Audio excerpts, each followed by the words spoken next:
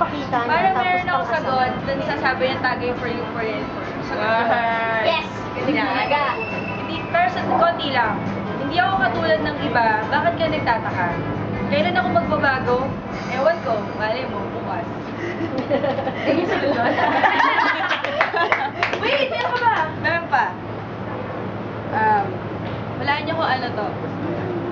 Bakit ka ba naimbento? Bakit ka ba nakatungtong sa lupa? Hinayaan mong matuyo at umipis sa ilalim ng araw.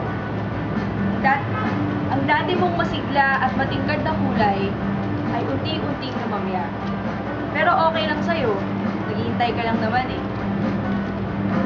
Naghihintay na sana ay muling umulan. O kaya, at higupin ang tubig hanggang halos tumulo na rin ang aking katawan. At muling natumbalik ang aking sigla, ang aking makulay na buhay. Oops, marami pala ako natuluan. Ang sarap ng tampisaw, para akong lumilipad, napakasaya, sana hindi na magwakas. Subalit, nasa na ako? Subalit biglang may dumampot, dumampot, at may pumiga.